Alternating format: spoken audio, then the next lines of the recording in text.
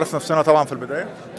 آه، فاطمة الحوسنية من سلطنة عمان، رئيسة مكتب عمان التابع للاتحاد العالمي للمثقفين العرب بمملكة السويد. وجودي اليوم في مهرجان همسة تكريم كأفضل كاتبة من سلطنة عمان.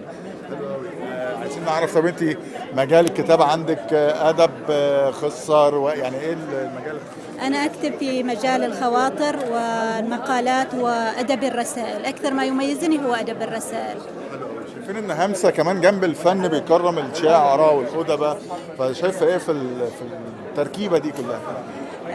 مهرجان همسة مهرجان داعم حقيقة للكاتب والأديب العربي، وهذه شيء يعني يفتخر فيه عربيا جدا، أن يلاقي الكاتب العربي مثل هذه المهرجانات، فوجودها جدا جدا مهم وداعم له.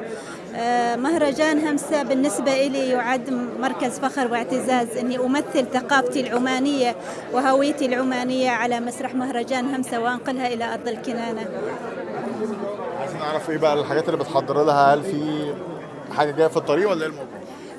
أنا كاتبة ومعدة بودكاستات الحقيقة. أنا كتبت بودكاست رشفة قهوة الشهيرة على اليوتيوب وعلى الساوند كلاود، وكاتبة أيضا بودكاست رحلة جدلية.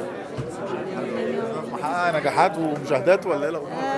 الحمد لله. مؤخرا أخذت لقب سفير سلام دولي لانتمائي لمنظمة السلام والصداقة الدولية بدولة الدنمارك، وحزت على جائزة شهادة الاستحقاق الفكري والشهادة الدولية الفكرية من الاتحاد الدولي للكتاب العرب. بشكرك جدا يا فندم. الله يخليك، شكرا.